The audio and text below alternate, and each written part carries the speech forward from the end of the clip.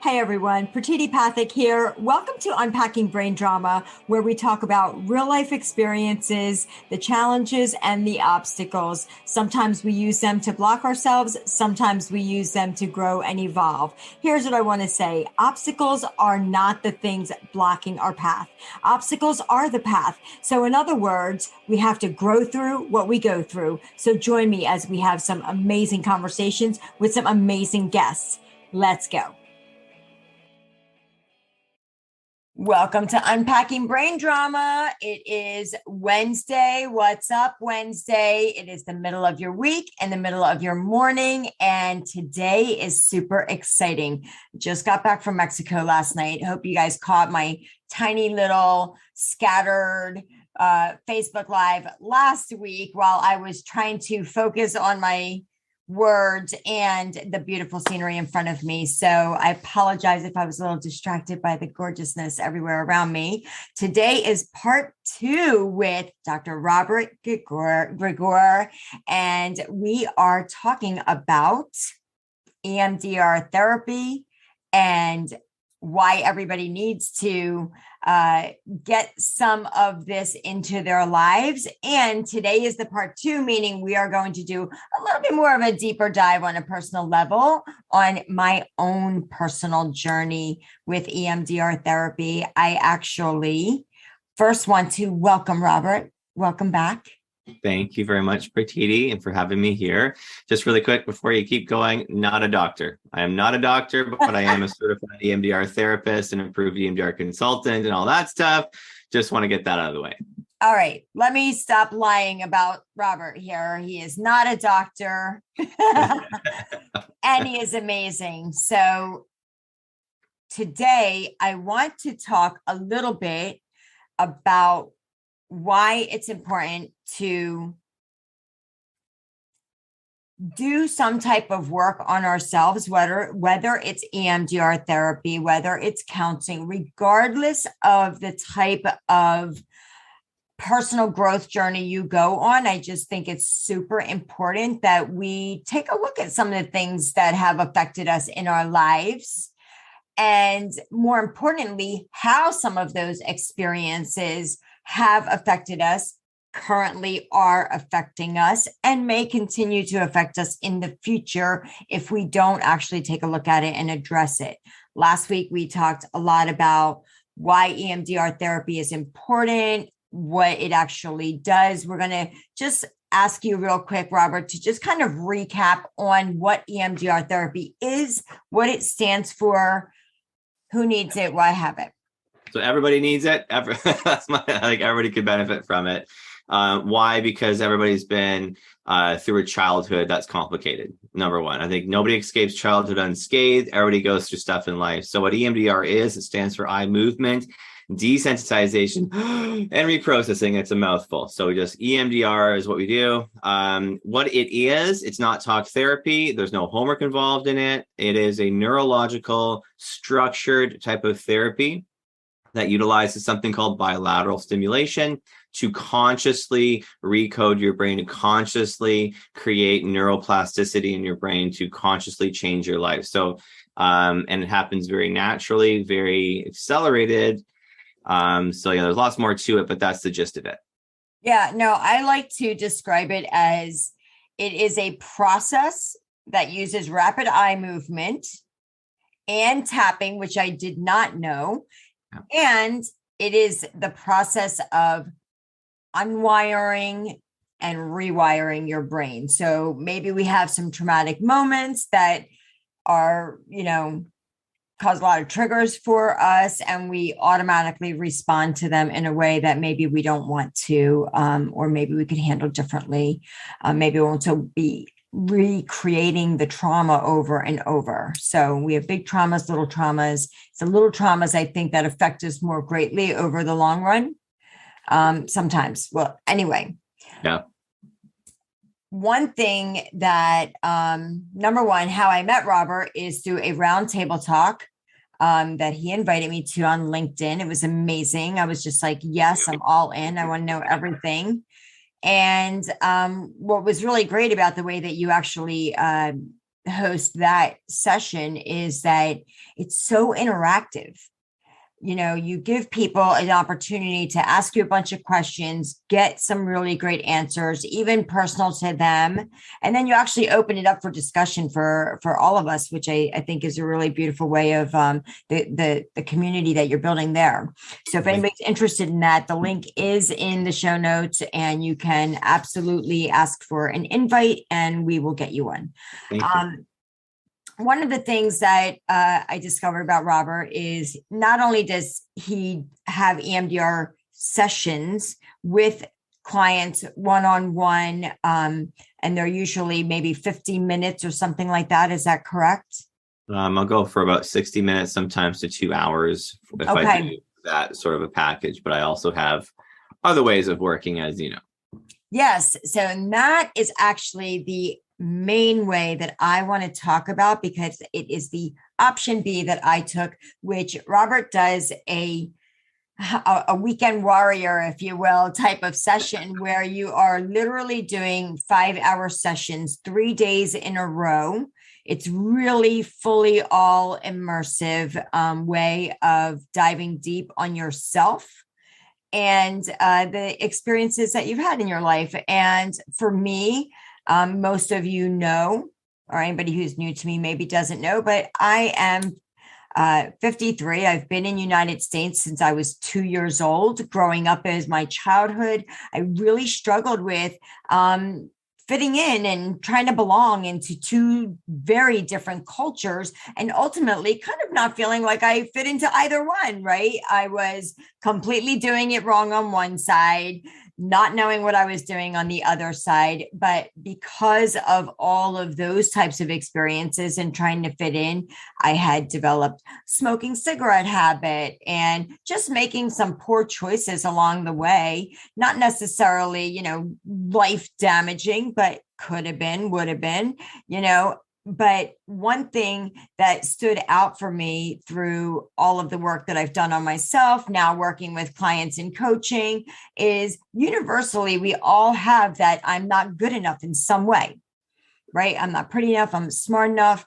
I don't know if I should do this. I'm not safe. And I think that's one of the things that I realized is, and I want you to elaborate this a little bit on Robert, is I did not realize the power of addressing one situation that may have taken place, one experience that could have probably been like the smaller of the experiences maybe over time, but that one experience, and just uncovering that, recognizing what I made that mean as a very small age, and then how that affected me for like maybe 50 other experiences. So addressing that one really kind of took care of all the others. Can you share a little bit on how that, because I found that to be the most powerful. I thought it was going to take forever, but just doing that one moment, I was a 6-year-old little girl and I had an incident that I was confused about, wasn't sure what, like, I just made it mean horrible things that it never actually meant, but share. Yeah. So best way to address that, I think, is by analogy. So every experience we have creates a neural network. So think of that like a train track in your mind, and think about like a train station, which connects to 25 different paths that you can go on, perhaps. And that was the memory right in the train station, the foundation for all these belief systems, it came from that moment. In the EMDR world, we call that the touchstone memory. So it's the thing that's underneath, all the other things. That's what it's all built on. Another way to look at it is the foundation of your house, right? Like that's the foundation. And if there's a crack, in that foundation, which we all have, then when you start to build on top of that kind of little wobbly foundation, it's not quite as stable as it could be. Although you can do some great, beautiful things on that, house, remodel it and everything. The upstairs is fantastic. But if the downstairs, the foundation has a little wobbliness to it, it's going to make everything else just a little bit unstable. Does that make sense? Yeah, 100%. I mean, that's kind of almost describing it, right? Because what that moment created over time, I noticed no matter which moment in time I addressed, like there was so many different things that obviously I've experienced in 53 years, and they weren't all the same. But what I thought was really interesting, and I want everybody to listen up when I say this, because what I found was the same theme was going on. Even though the experiences were different, they were still very much the same theme. I was making all of these things mean the same thing. And for me, some of it was, I'm not safe, I'm not worthy, I'm not doing it right, I don't belong. Like there was all of these, and what I want everybody to hear is these weren't conscious thoughts. It's not like I was in that moment saying, hey, I don't think I belong here. Oh, I don't think I'm worthy. I never was having that conscious sentence go through my brain. It was just this underlining background theme. And how I like to describe that as is like, you have your phone and the battery just keeps draining. And it's because you have this really shitty app running in the background that you're just not even aware is running. And it so many times is running the show. And at least for sure, it was true for me that theme that I'm not good enough in whatever numerous ways was running. And it affected my ability to grow in my relationships. It affected my ability to grow in my business. It for sure affected me greatly in what I thought was my ability to make money. Yeah. So one of the things I want to talk about, the very first thing that we did, and by the way, people, these were 5-hour sessions. And what I think is so amazing about that is, when you're doing a 60-minute session, you could just be getting to the good part of where you're really, you get into a story in your mind and you get to the really deep, intensive stuff that's happening for you. And now your session's over. So I highly recommend doing 5 hours. I can't even believe how much of my life we got through, all of my life within those sessions, which was amazing. And I'll tell you guys a little bit about different things that we addressed. But what was really great is this tool that you gave me in the very, very beginning. And it was explain to me the tool, and I will say what my place was. But what were we looking for? My serene, You're talking about your calm place. Yes, my calm place. Yeah. And your words were it's the beach, right? This is life. I'll leave it from there for you. Yeah. Yeah. So it was the calm place. So asking me, where is my calm place? And just so you guys know, I was just there. It was in Mexico on this beautiful resort.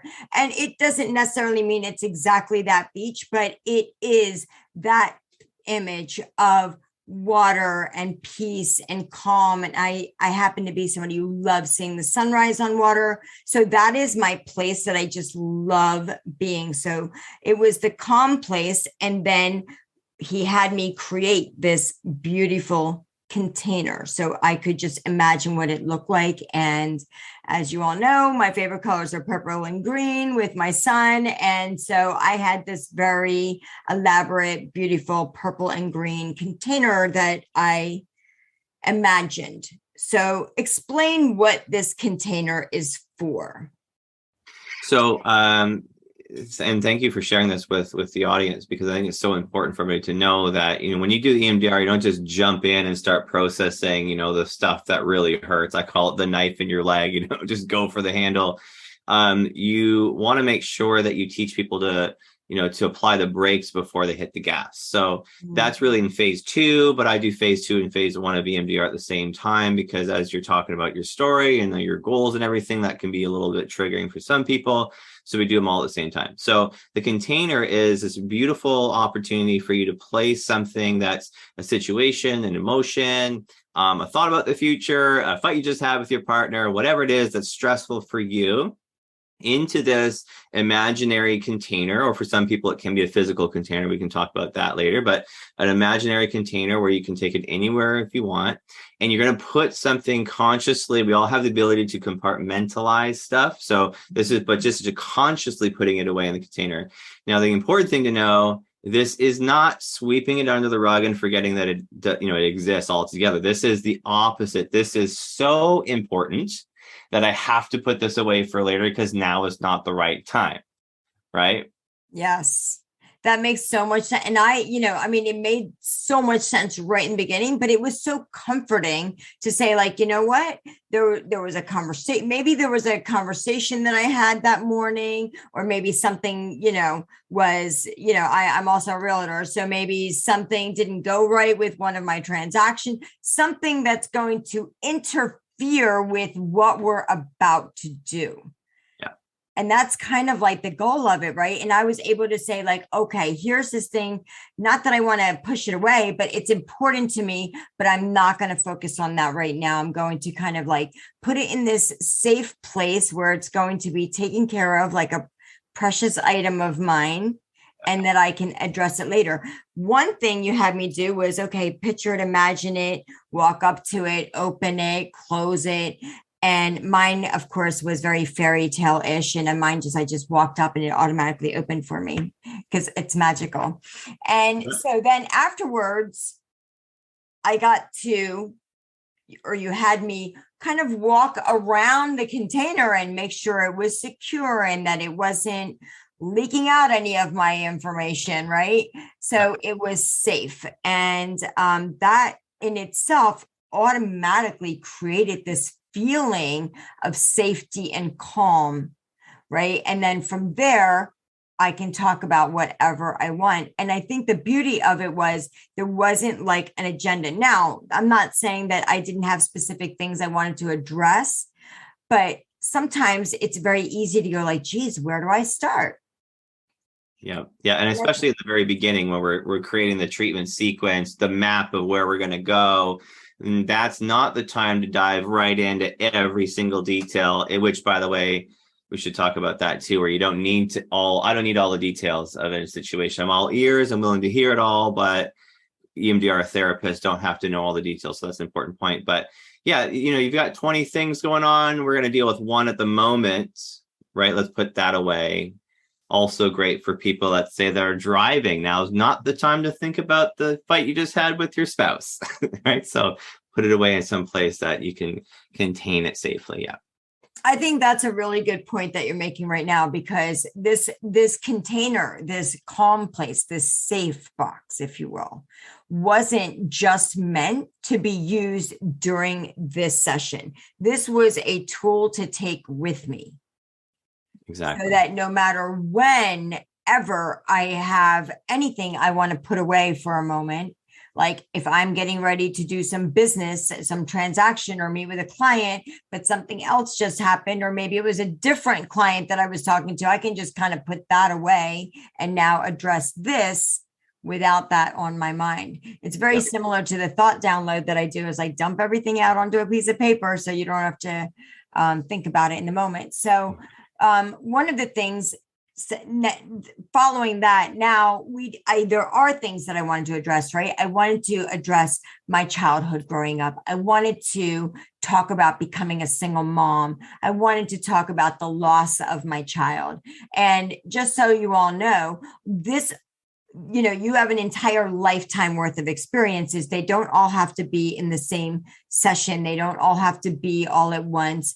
I deliberately chose to address all of my grief with the loss of my son in a separate session altogether. So I did my 3-day weekend on Pratiti, and then I actually did another day following, like a couple of weeks, few weeks later, just to kind of give my brain some rest, and addressed all of my grief around the loss of my child, which was, I have to say, I was really surprised that it wasn't as lengthy of it. I thought it was going to be so much harder than it really was. And again, it was just a few different thoughts that was like the whole theme of it, right? Because it's not like you're telling yourself 100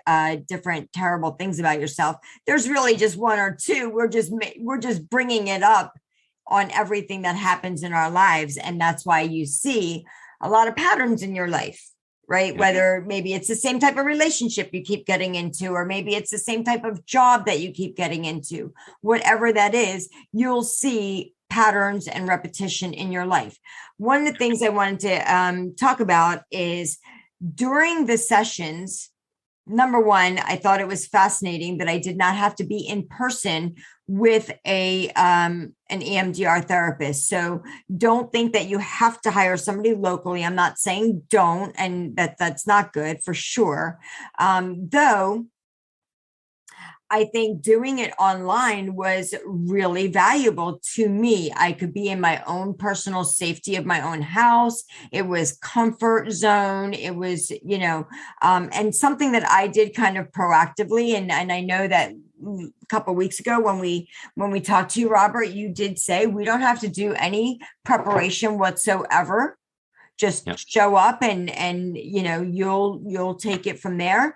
But one thing I did do proactively was I kind of really created a clean, beautiful environment for myself to do the work. So I didn't want to do it in a sloppy room. I didn't want to do it with work stuff all around me. I wanted to do it from a very, I created kind of like a loving atmosphere for myself. I had my diffuser going and all of that. And then the other thing I did do is I proactively listened to a couple of podcasts on EMDR, did some research and did some things to understand.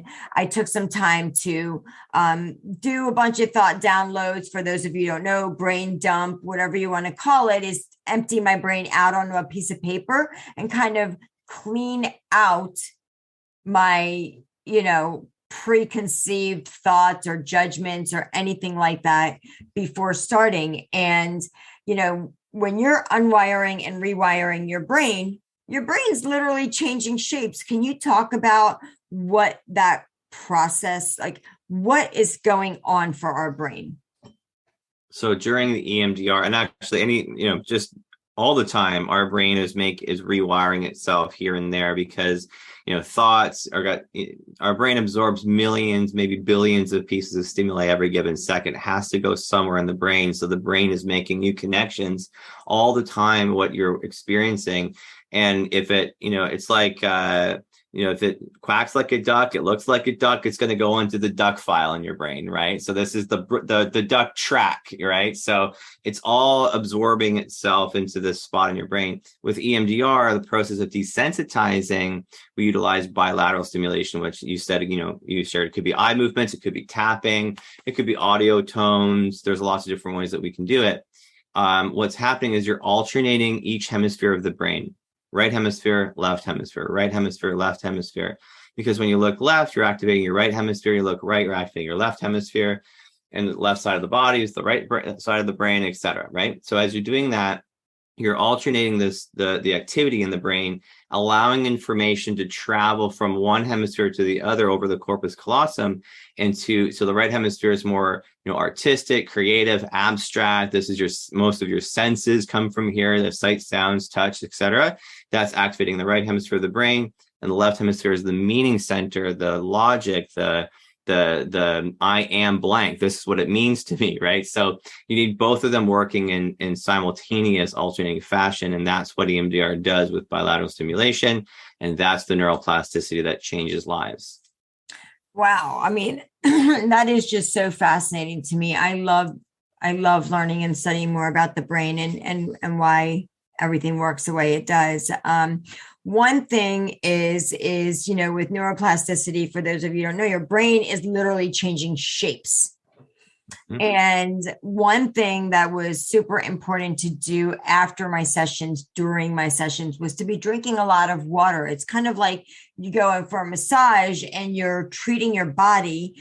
It's releasing a lot of toxins, right? It's releasing a lot of energy, if you will. And it's a lot. So I always encourage anybody who's especially going to do like a long-term session, like the way that I did, to really plan on having downtime and just creating a positive atmosphere for yourself.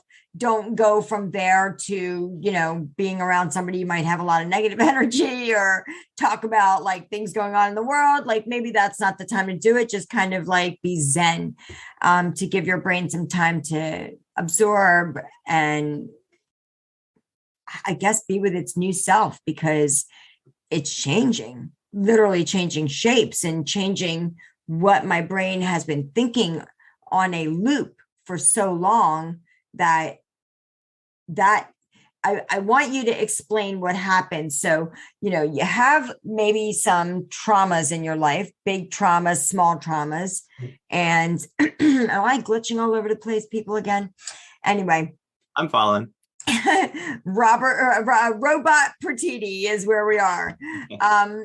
But you have these big traumas, little traumas that have these triggers. And it's not like after doing the EMDR therapy that you don't remember them anymore or that you lose the memory of it. It's not like the memory or the experience of it goes away. It's our reaction to maybe something that would trigger us before is not having the same auto response the way that it used to. Now we're looking at it like, oh, okay. So share how that, before, if somebody was attacked or there was a major trauma, we might have reacted like PTSD.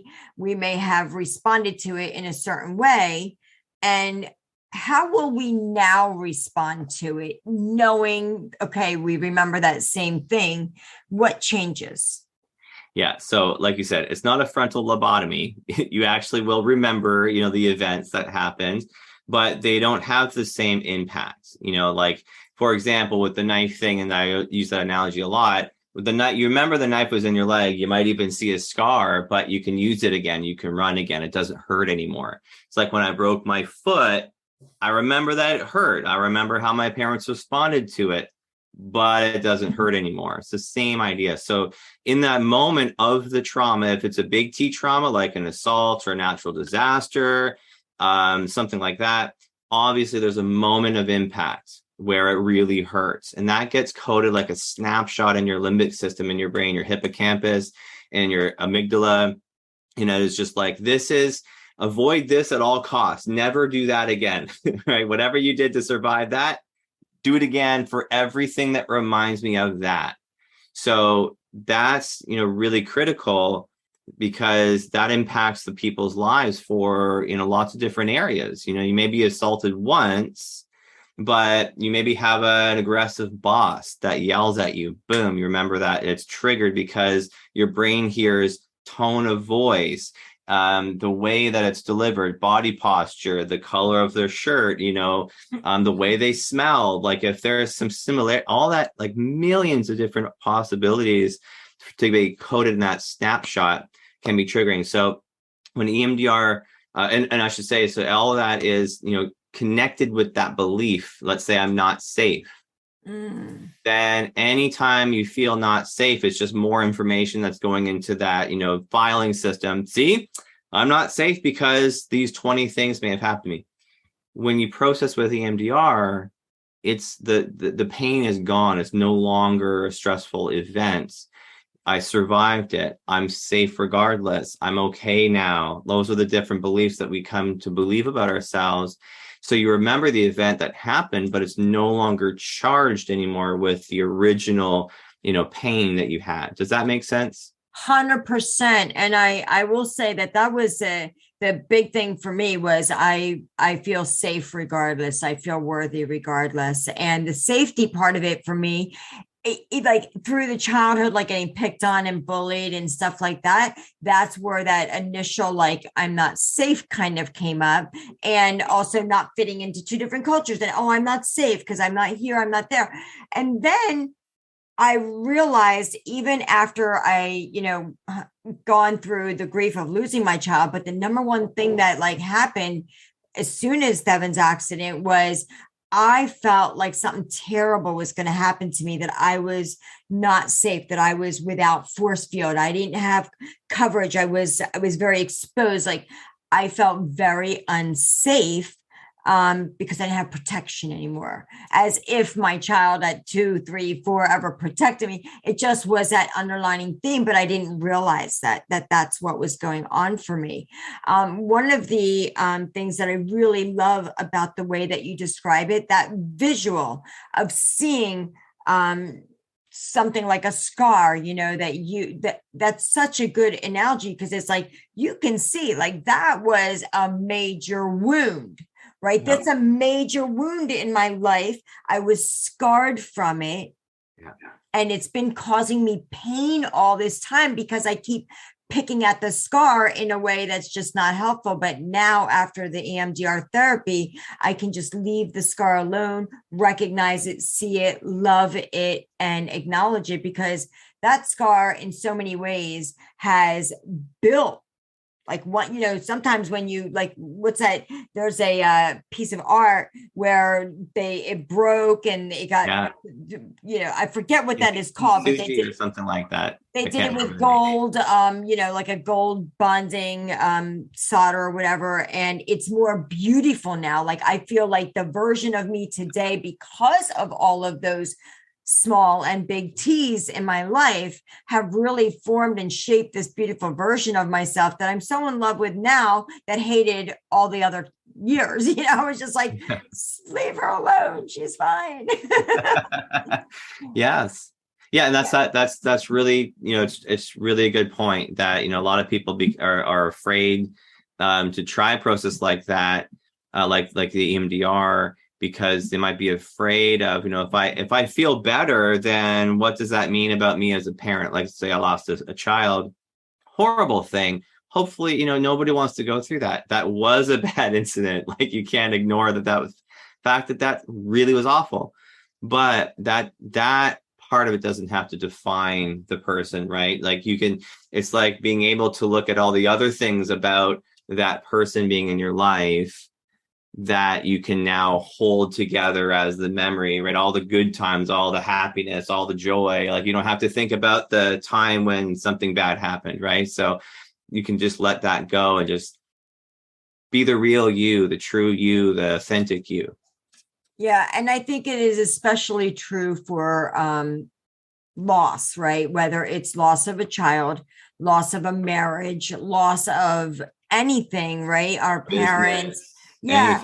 One of the things that really stand out is, especially with the loss of a child, I'm going to be very specific about that just because that's my experience. And I know it's a very difficult loss to deal with. And I work with a lot of mommies who have lost babies in many different ways. And depending on how you've lost your child, there may be so many different emotions that are attached to it, right? Not only do we identify as being a parent, a mother, but we also have guilt and regret and shame and blame around losing that child, because sometimes the child is lost through an accident. Sometimes it's, them, taking their own lives, or, addiction. There's so many different ways to lose our lives.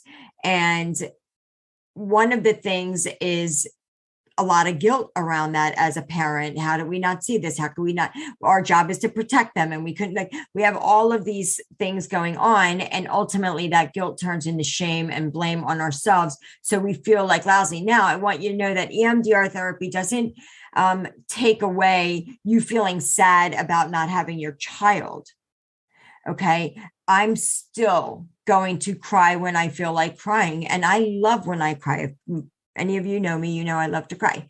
And I don't feel sorry. I don't feel guilty for crying, and I don't feel guilty for laughing and enjoying myself. One of the things that was a really big block for me, and I know we're going over time here, but one of the things that was really, really difficult for me, that was a major block, was how dare you be more happy now that Bevan is not here? How dare you be more successful? How dare you make more money when he's not here to benefit from it? And all of these things, like I literally was just blocking myself from my own life and my own happiness because I didn't think I deserved it.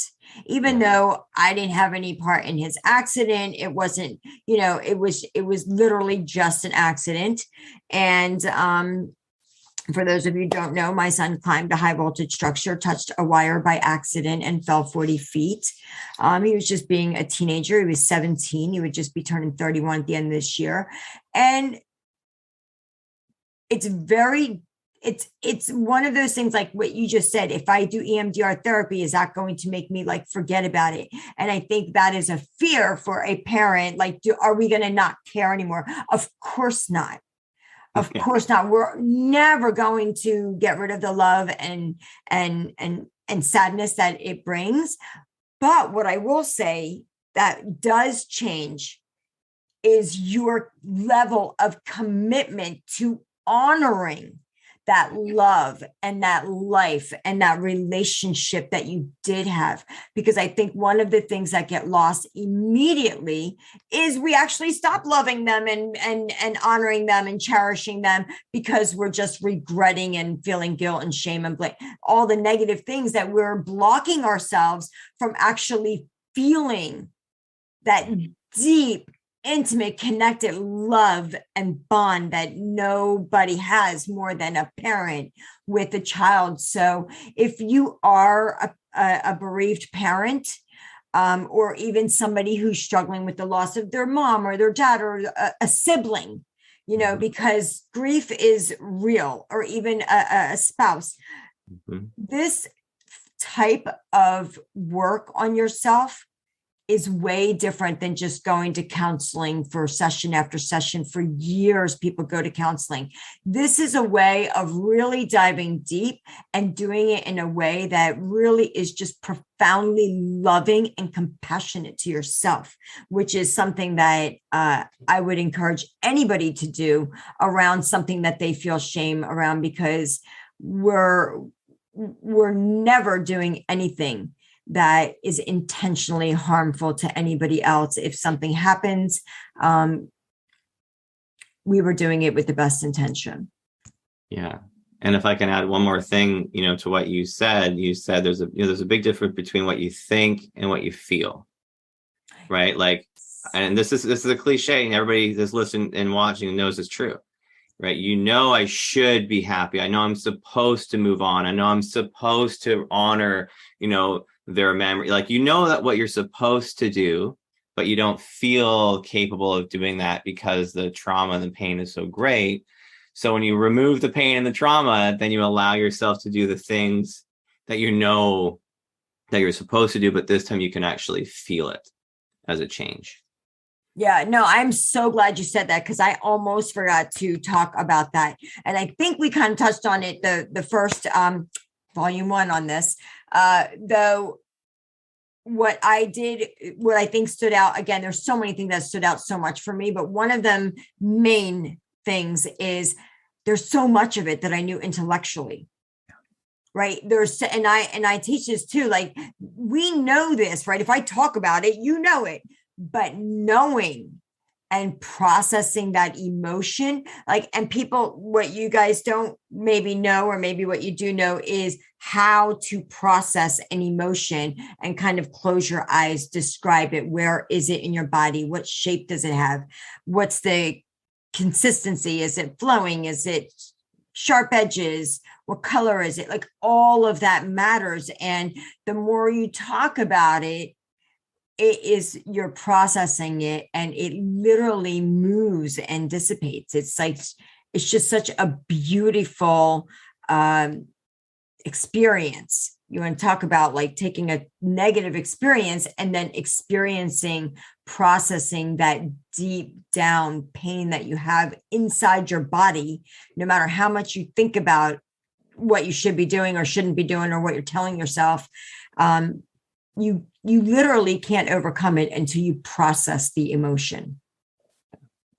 Couldn't have said it better myself, Prachidia. That's bang on. Yeah.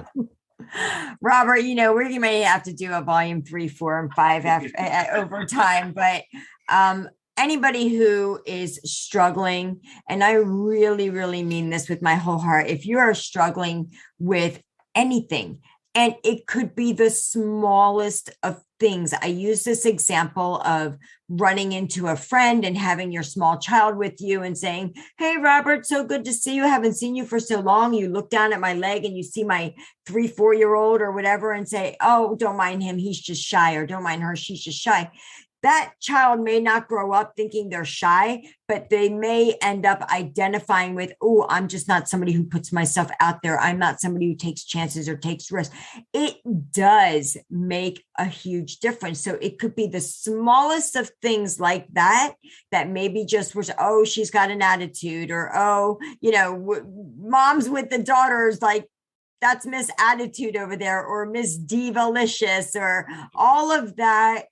Has a much greater impact than we even care to acknowledge. But and the unfortunate part is we go along with continuing that type of talking and labeling because it's normal.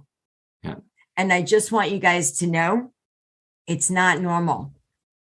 It's what we're choosing to tell ourselves is normal, but we can eliminate a lot of stuff in advance for our babies if we really pay attention to the words that we use.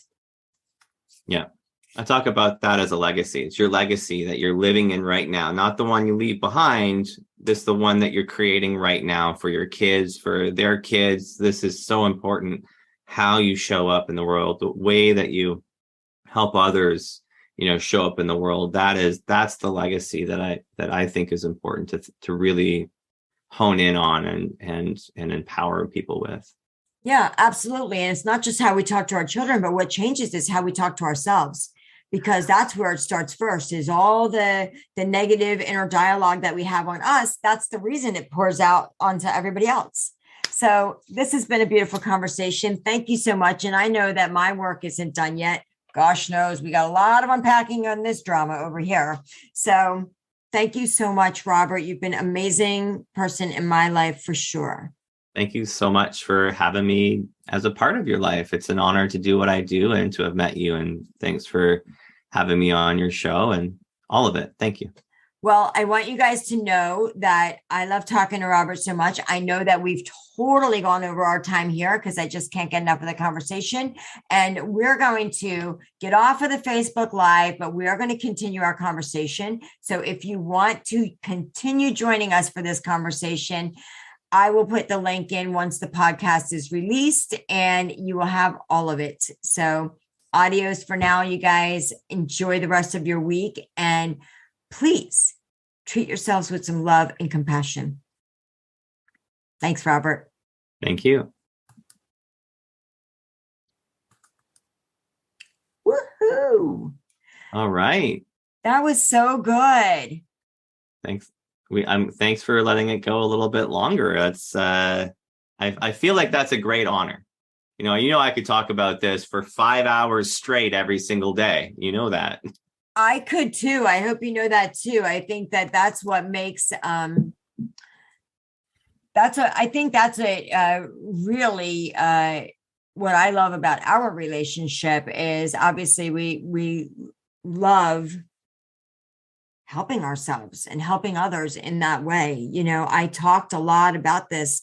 As you know, I just went to Mexico for a week and I went and saw my great calm place that you and I have discussed. And it was really, really stunning to be there.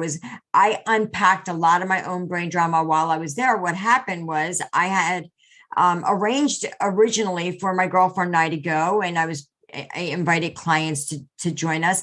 But my girlfriend, my clients were only staying for 5 days. And my girlfriend, who was going to go with me for the full time, ended up having to cancel like literally 4 days prior to me going. So you don't even know this part yet.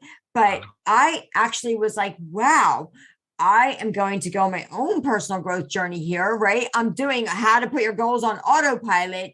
And I was like, holy shit, I'm going to be in Mexico by myself. I'm traveling by myself. And then I was there from Tuesday to Tuesday. My guest left on Saturday. And the rest of the time I was there by myself. And I knew, okay, not a big deal, right? You go in the party pool or you're around people, you meet so many people, especially me. I'm a talker. And I connect with people pretty easily. But oh my God, I'm going to have dinner by myself. I'm going to have to dine by myself. I'm going to go to the entertainment by myself. I'm going to be dancing out there by myself. I was like, ooh. But then I thought, this is amazing. And I had people say to me, they asked me, like, are you going to just do room service? Oh, hell no. Absolutely not. I can't wait. Right. What I have said is, if I had to be by myself, I would love to date myself and treat myself the way that I want to be treated. I want to take myself out and wine, dine myself to death. What a most gorgeous place to do it. I went to one of the restaurants called the Wine Kitchen. I was all dressed up and sitting there by myself and enjoying this beautiful atmosphere, had the most unbelievable gourmet meal. And it was stunning. It was stunning being there. I learned so much about myself. That makes me so happy. That makes me so happy to think about that. You know, isn't that amazing how the universe just opens up for you when you make some changes and you ask for, and there's nothing blocking the way anymore. And it just, there it is. Right. So, you know, I love, you know, being by myself. I love it. You know, I'm an introvert by nature. I recharge on my own, right? I can be extroverted. I've got family, obviously. I want to spend time with them for sure. But, you know, that those moments, like if you can't enjoy yourself, your company of yourself by yourself for like, you know, more than like an hour, like if you could do that for 3-4 days in a row and really enjoy yourself, just you, well, then that really shows, you know, that you love yourself, that you matter to yourself. Like, I don't know, whoever created this idea that, you know, having dinner by yourself, you know, looking good out in a restaurant is somehow a bad thing. Like, are you kidding? Like, yeah, you go, right? That's good for you. Yeah, that is so true. It's like, what makes you think that just because you're dining alone, that you have to be frumpy and just like hiding in the corner? You know, I will have to say, before EMDR therapy, I don't know that I would have been able to do that, you know, because there would have been a lot of like, no, and I'm not good enough, but yeah, I'm not smart enough to do this. I'm not all this. Here's what happened. I'm going to tell you 2 incidences that actually took place that had my brain want to freak out immediately, but then didn't. Nice. One, the day before my last day, I wanted to go up to the front lobby to take care of my checking out stuff in advance. But every morning while I'm there on vacation, especially if I'm near a body of water, I love to wake up super early and walk the beach with a podcast or an audiobook in my ear while I'm watching the sunrise, right? And I'll just grab coffee to every place on the way, right? This beach happens to be 5.5 miles. So I get to really just enjoy. Yeah. Beautiful. One of the mornings, that morning, it was so dark and it just seemed like it was super windy. I'm like, oh, a storm for sure is going to be coming. So I ended up going back into my room real quick just to grab a couple of things. And I thought, well, let me just go ahead up to the front lobby now. Well, by the time I came back out, it was a torrential downpour. It was pouring rain like crazy. And it's super hot and warm, so it didn't matter. I wasn't going to be cold. So I happened to see that one of those little golf cart shuttle guys was going by, and I'm like, can you grab me? And so I ran out there. He already had a couple people that were sitting inside. So I was sitting on the back end. They had the plastic cart parts down, and I'm sitting on the back. We get up to the front. I'm already soaking wet. I go to get out of the cart and I slipped. My leg went into the railing part and would have gotten like totally jammed had it not been pouring rain and had I not put on sunscreen that morning. And literally what happened was my leg like got stuck for a second, but then like in a really hard way, it did slip out. So I'm totally black and blue and scraped and was bleeding. But I was so lucky that my leg slipped out, because it literally could have broken in like 2 or 3 different places like I would have been in emergency surgery in Mexico the day before I left. Like I would have not been coming home yesterday. That's for sure. So that happened. And right away, my thought was, oh shit, I'm here alone. Right. Like, what if something were to happen? Like my brain went like, what if something would have happened to me? I would have been like, I guess you would have been in a hospital. Like my brain didn't freak out the way that I would have wanted, the way that it would have wanted to before. Yeah. And that was the first thing. The very next day, so I'm usually somebody who packs and I'm ready to go the next morning. I went next morning. I made sure I got up super early, took a shower, I went out, stood by the water for the longest time and just really enjoyed being out there. At some point, I wrote my little thank you note, did all the things. And I thought, oh, let me go do something. And I went and I put my pouch that had my passport and everything back into the safe. And I was just like, oh, make sure you write a note so you don't forget that. Well, I never wrote the note. Long and short of it, I checked out of my room, went and had breakfast, did all the things, left, took the ride all the way to the airport, went to check in and get my boarding pass. And oh, crap. Yeah. I don't have my passport. So I'm like, oh my God, instantly, like, I am just like, oh my gosh, my brain wanted to cry. And I was just like, get a grip. I'm like, I'm like, instantly. Now I've been going to the same resort since 2013. So I called the bellboy that has been a very close person to us while we were there. I love him. His name is Ruperto. So if you are listening, Ruperto, this is you, baby. This is who I'm talking about. Instantly, I called him on the WhatsApp. He answered. And I was just like, I got choked up because I was just like, oh my gosh, this is what's happened. Listen to me. It's in the safe. Here's the combo. What can you help me? And he is just like, I'm going to go there right now. I'm going to get security. I'm going to go into your safe. I'm going to get your thing. Here's the email. Call, send them an email. Let them know. Here's the number. Call and let them know. And security will come. I will get a taxi and I will get it to you. It was that fast, right? Now it took probably about an hour and a half for all of it to finally get to me, but I had 3 hours. So I knew, and I instantly walked over to the gal for my airline. And I'm like, hey, here's what's happened. And am I going to be okay? She's like, you're fine. You have up until this time to check it. You're fine. As soon as I called my significant other, I'm on the phone. Of course, I'm bawling my eyes out because I want to be like, poor me, right? But I was super like, and then like after getting on the phone, I was just like, you know what? You're amazing. Number one, yes, this happened and it's okay. It's all fine.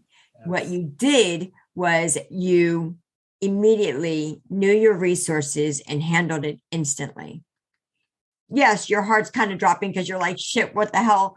But yeah. I mean, I noticed the shift in my perspective of what was going on for me during having dinner alone, during getting a pretty bad wound while I was there, that I didn't let affect anything for me at all. I still went out dancing the next night. You know, I did. Yeah, I mean, the thing I want to comment on, those are great, stories to share because, number one, EMDR doesn't make you superhuman that like nothing ever affects you. Like shit's still going to happen in life because it's life. Oh, I was bawling on the phone I was bawling. Right, which is normal. So normal human emotions, right? Something awful happened. I'm going to cry for a second. Now I feel better. I'm okay. So, and I think, if you think about other people, let's say, or maybe the version of you that wasn't, if you had never done EMDR and then you got your leg hurt, or somebody else, let's say, that could have been an instant where you could have gone down a negative pathway and you could have said like, oh, everything always happens to me. I'm never like the world's not safe. I'm always the victim or something like that. You could have gone in that pathway had that been your neurological network. I don't think that was yours exactly, but the way that you actually handle that as well, this hurts, but I'm okay. Right. I'm okay regardless. It could have been worse. Absolutely. I got, look at this. Thank you. I got the sunscreen, the rain, like it all worked out that I'm actually okay. I went dancing the next day. Everything's fine. I was grateful like literally immediately in that moment. I was grateful because I knew what could have been.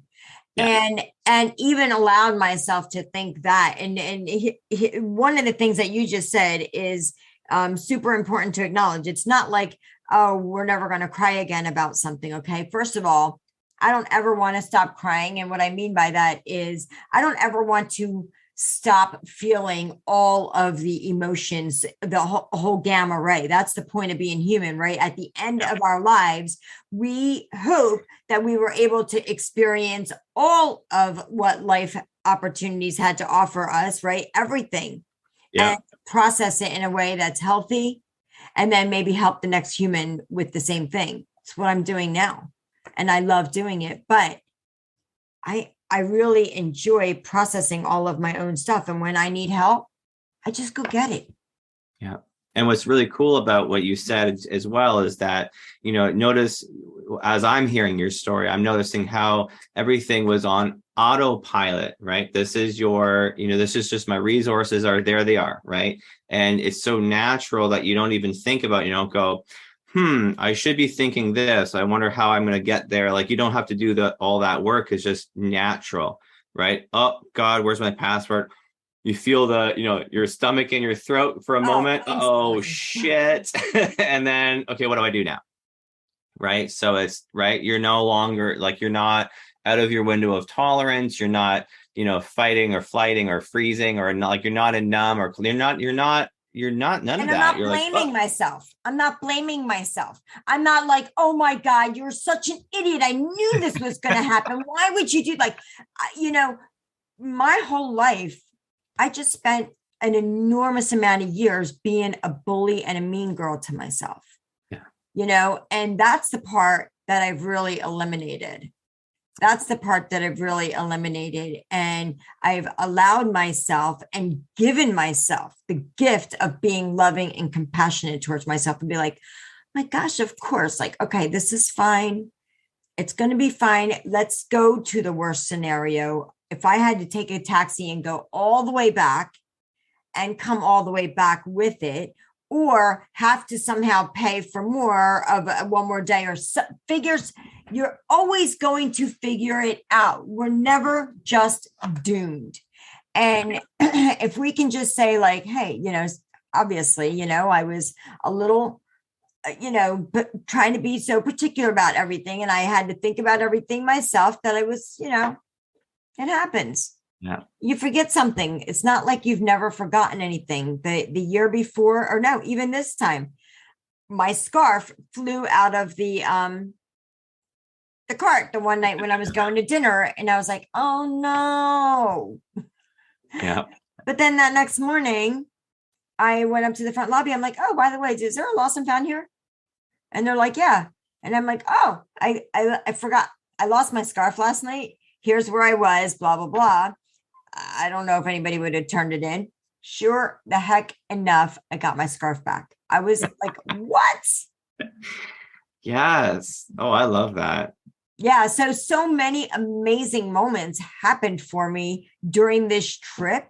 Wow. That any one of them could have made not me, because I've never been that person. But some of you guys that might be listening to this might think like, if I would have hurt my leg that way, for sure, I would have been in my room the rest of the time ordering room service and not going out there, because now I got to face people to tell people what an idiot I was and I hurt myself this way. Hell no, I was in the pool doing aerobics, water aerobics. I was like, yeah, I'm in pain and let's go. Yeah. Yeah. So, you maintain yourself within your window of tolerance the whole time, right? So when curveballs are thrown at you, you're calm enough to be able to manage them and hit them out of the park for yourself, right? Like that's where you are. But had you not done all that work, I would imagine, even though you're so intelligent, you've done already, tons of work on yourself, if you were, so for other people probably too listening, if you are reacting and you're spending time in your bedroom, feeling really terrible, I want to say that's okay too, because that's where you are. Don't feel like you have to feel shame because of that happening. It's just, let's be aware of that. Okay, so this is what happened. I hurt my leg and now I'm in the bedroom and like I'm just watching TV and ordering room service and I feel like my vacation's over and everything sucks. That's where you're starting, and that's totally fine. That can change. 100% that can change. And then you can have, an experience like, I hurt my leg. Thank God it wasn't worse. Let's go dancing. 100%, because, what just stood out for me when you said that is we're compiling the shame on top of shame.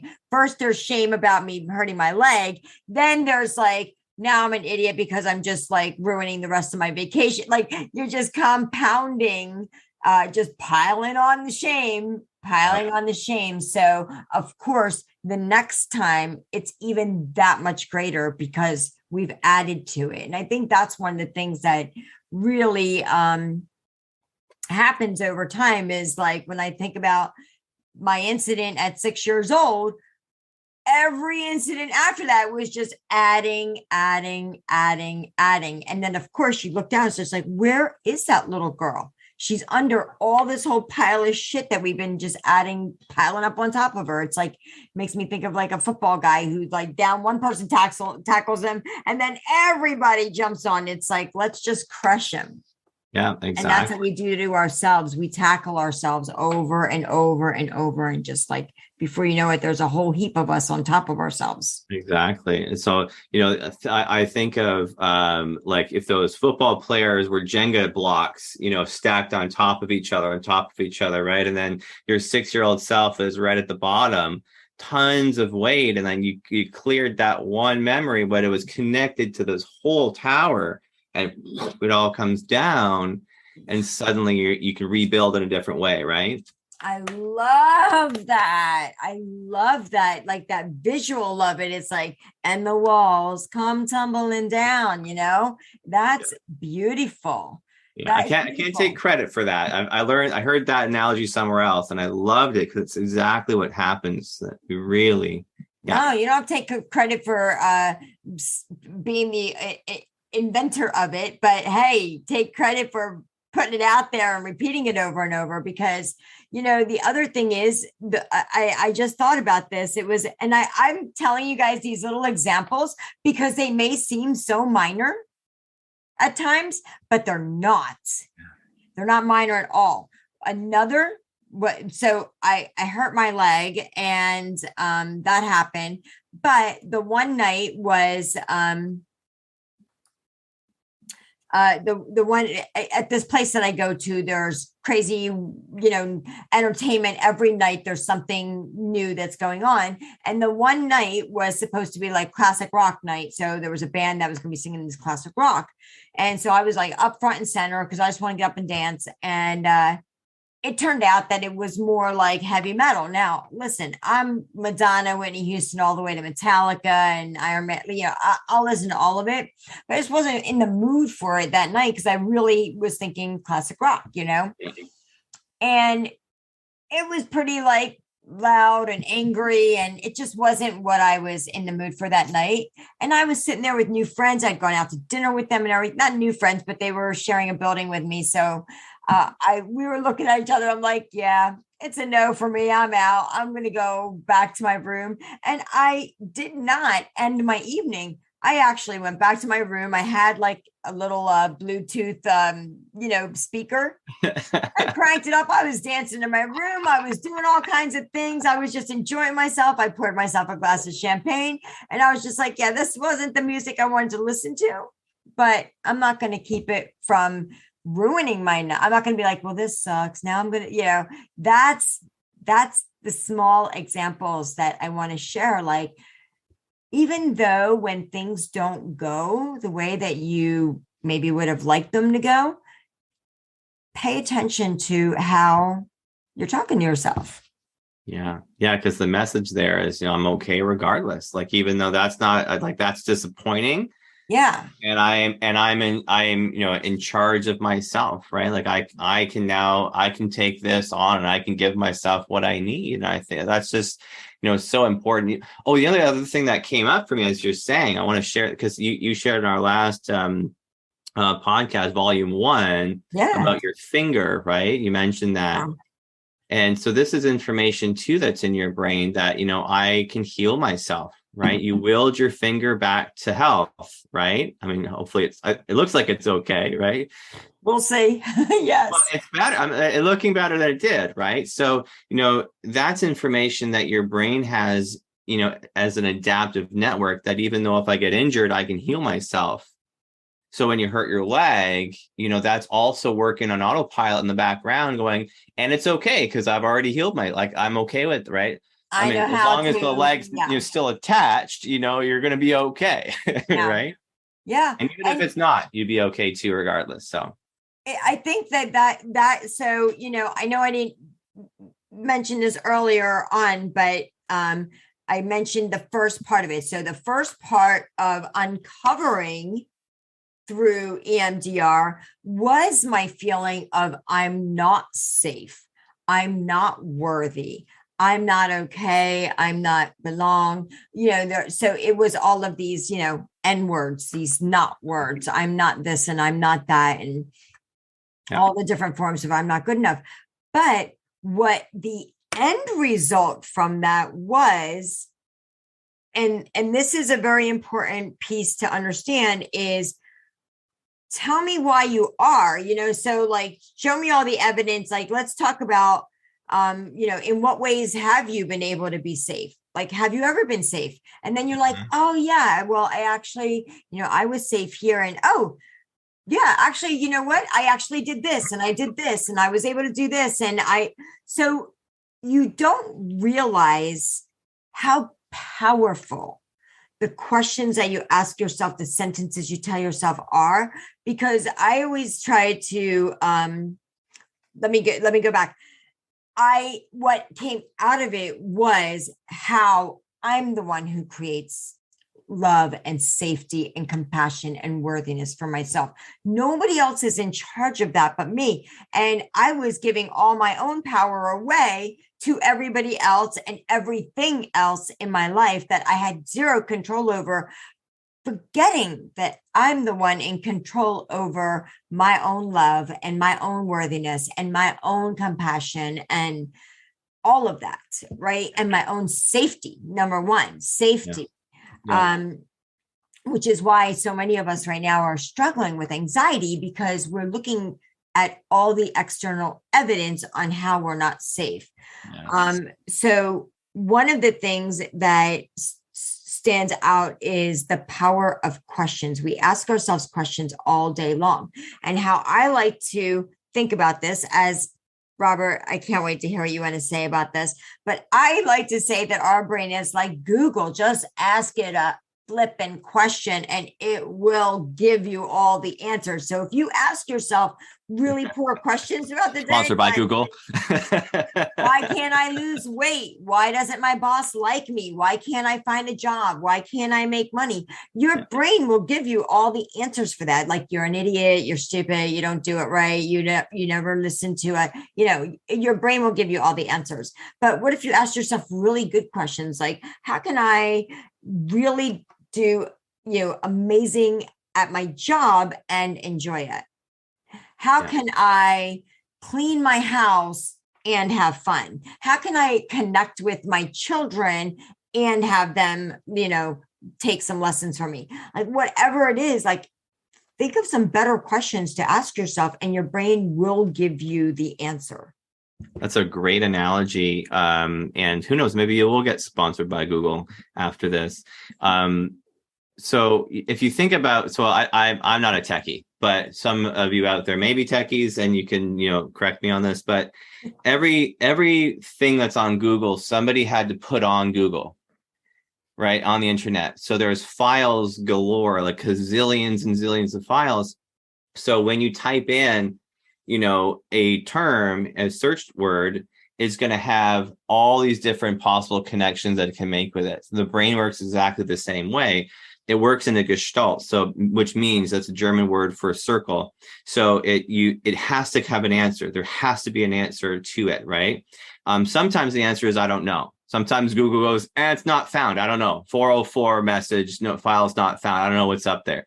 But there's an answer coming. So when you ask a question, because there's a question mark, there is an answer that's going to come. Now, if all the files you have are all negative, and these are all the examples of why I suck in the world and why the world's dangerous and why I can't trust others and why blah, blah, blah, blah, blah, that's the information you're going to get back.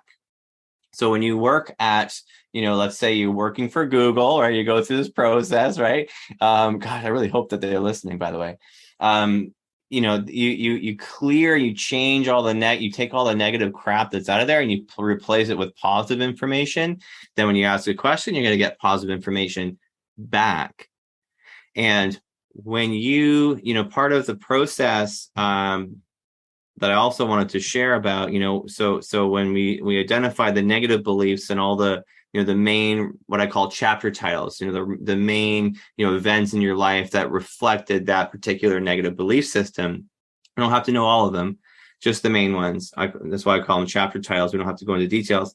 But on the positive side, this at this point, there's still some similarities to other types of therapies, like cognitive behavioral therapy, for example, different coaching, stuff like that, where you're going, okay, what's the alternative evidence? That's a great question, right? So you're going to have all this alternative evidence, but this is the part where EMDR goes just a little bit further. So yeah, okay, so let's say, I'm not good enough. Here's all the evidence for that, and then this is all the evidence where I am enough.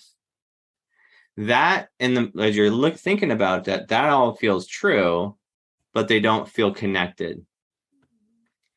So when we start to expand this, what I call an adaptive neural network, the positive belief system, I am enough, then we start to tap that in with bilateral stimulation. So now we're enhancing connections, SEO terms connected between, all the different files on Google. So now there's more of that information that you have access to when it comes time to start to actually process. So it's really you feel it to be more true, and we even can expand on. So how do you know that when you were, hired for that job that you really wanted to get, and nobody said you could get it, and then you got it? And how do you feel? How do you know that feels positive? And then we really expand that question into the physiology and your somatically. How do you feel about that in your body? Where do you notice that? Oh, that feels like I feel it in my stomach or my heart. I feel good.